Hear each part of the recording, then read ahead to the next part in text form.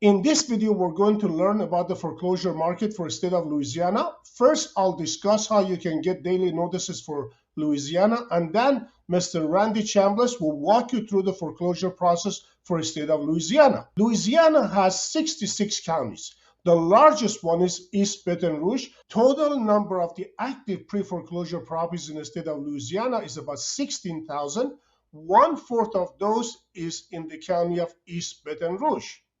Now, allow me to walk you through this data, and then Randy will take over. Log into your account at LeadCruncher.com. For those of you who are new to our services, LeadCruncher has many different applications, as well as 4 different sets of data, plus the ability for you to create your own data. We offer a wide variety of services in one site. On pre-foreclosure tab, there are 1,390,000 property records across the country with active notice of pendency, notice of sale, list pendants.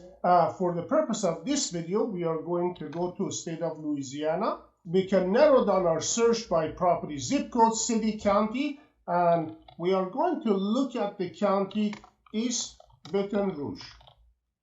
There are 47 zip codes of properties here. With one click, we can select all of them. There are 47 zip codes and with 3,764 active notice of foreclosures. Let's give this search a name, East Baton Rouge. On the next step, we can choose between investor-owned properties or individual-owned properties, or we can ask the system to generate the records based on the last 6 months or 12 months or any specific date range that we want.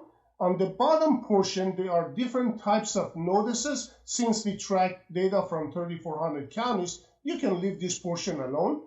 It knows exactly what the state of Louisiana is tracking, and the system is pretty smart. There are 327 different types of properties in 4 categories. We're going to look at the single-family residences. There are 405 of them for this county. All we have to do is click Save and Checkout. And then on the last page, we're going to click on Export. While this list is processing, I'm going to give you some more additional information. These are daily sold records. You can download the properties that sold to retail buyers or investor owns. This will give you a great idea as to who moves, who buys, who sells in your neighborhood. Below that is foreclosure statistics. We are looking at the state of Louisiana. This site is very, very comprehensive. This is, for example, this is the COVID right here when government suppressed the foreclosures. And then once the moratorium was lifted, then the foreclosures took up. You can take a look at this graph. It's great to study different counties in Louisiana. They're all listed right here. And you can put the graph on year to year, quarter to quarter, month to month, and track the percentage of the foreclosures or the number of notices that you can see with one glance. You can change the county. For example, we can go to, here's the county East Baton Rouge that we are pulling the records. Again, help yourself with all these tools. Let's go to our data. I believe our records are ready now. We can download the list from here, or a copy of this data is now sent to Data Manager. Data Manager is a data stacker. If you choose any of the property records here, for example, assessor data, absentee owner, possible divorce, successor data, pre-probate or probate case filing, a copy of those records as well as the files that you upload to system yourself, you find the copy of them at Data Manager. These records at Data Manager, they already went to post office and got validated. We can click on the file to look at the property detail. We can open the data enhancer. There is one duplicate property mailing address, probably an individual own more than one property. What can we do here? There's a lot of things we can do here. We can, for example, select all this record and send a copy of them to the triple dialer. Our data is ready, 176 records of properties. We can escape trace these records, or we can take a look at the file itself. This is the information on the borrowers. This is the property information. You can look right here, for example, they bought the property in 2021 and they are behind in payment. Now, Mr. Randy Chambliss with the Louisiana Housing Authority is going to walk you through the foreclosure process for the state of Louisiana. Hello and welcome to this video. I'm Randy Chambliss with Louisiana Housing Authority, and today we're going to discuss what is the Louisiana foreclosure process. Well, let's start at the very beginning. When the borrower themselves stop making payments, they become delinquent on their mortgage. And the first thing that happens is that mortgage services is going to send them a notice of default in the mail, right? So they're going to get this notice of default. That's the first process. 120 days oftentimes have to pass before the foreclosure process starts, meaning that the day that you were delinquent, 120 days after that is when the process of foreclosure will begin. That rule went into effect through CFPB, which is the Consumer Financial Protection Bureau, during the crisis or the aftermath of the 2008-2009 mortgage crisis. They put this rule in place. And what that time period does, that 120 days does, it gives the borrower an opportunity to, one, either make those back payments up, two, be able to qualify for any loss mitigation option that's available to them. You should think of loss mitigation as the lender is mitigating their losses through foreclosure, because foreclosure is very, very expensive, right? The cost is astronomical. Now, what happens is inside of this loss mitigation box, if you will, there's options that's in there. One is a loan modification. Two is forbearance agreement. Three is a repayment program. Four, you have a deed of lieu. And then five, you have a short sale. And six, you have a partial payment, right? Over 120 days have to pass before the foreclosure process starts. But within that 120 days, that you may be qualifying or going through the process of getting a loan modification, right? So you're going to request a loan modification, just as an example, and there's literally an application that you have to go through, and you have to fill out the application in great details and send in all those documents to the lender, right? The mortgage service, I should say.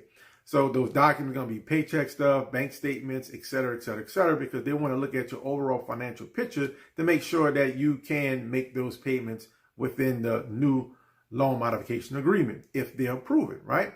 Now, the loan application for the modification has to be in full, in entirety, and that the borrower have to make sure they have that in at a certain time period, so the mortgage servicer can actually approve or disapprove that application, right? And that's the purpose of the 120 days.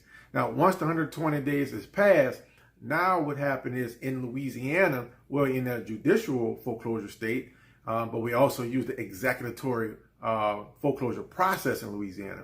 And again, there's another video I did that talks about the difference between a non-judicial foreclosure state and also a judicial foreclosure state. And we also talked about what is an executory process that's being done here in Louisiana. So I encourage you to watch that video as well to educate yourself. Now, by we being in Louisiana with a executory process in a judicial state, the service provider actually going to have their trustee go down to the court, go down to the judge and file a lawsuit, right? File a petition, a foreclosure lawsuit saying, hey, listen, the borrower is behind X amount of months. They haven't paid us. Here's the mortgage that they signed. And in the mortgage agreement, we have used this particular asset that they're living in as collateral. And now we want to foreclose, sell that property, sell that asset as a collateral to be able to collect the remaining balance that's owed to us since they are delinquent on a mortgage, right? So that lawsuit has to be filed. That petition must be filed with the court or judge. Now, typically in Louisiana, I typically see in that same day when that trustee goes down and files their petition, they get an approval. And what that approval is basically a notice of sale. So now a judgment is issued, literally a judgment is issued, and they have which is called a notice of sale.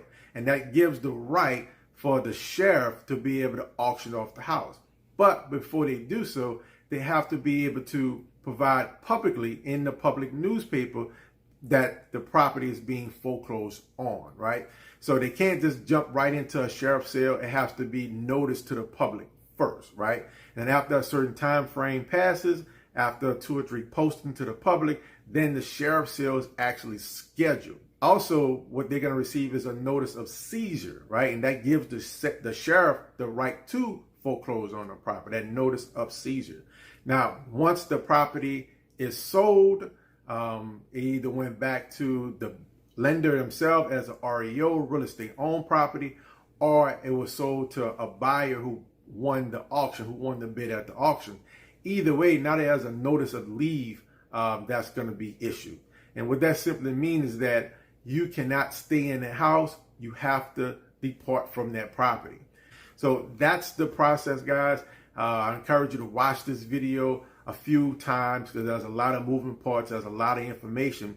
If you like the content of this video, you find more videos like it on my channel. We hear this from people all the time, but those little mouse clicks will go a long way to help me in the algorithm. So please click the little thumb guy. Please subscribe and help yourself with all the tools linked in the description. These are tools me and my teams have developed over the years. Tools I wish I had when I started in real estate. Thank you for watching and have a great day.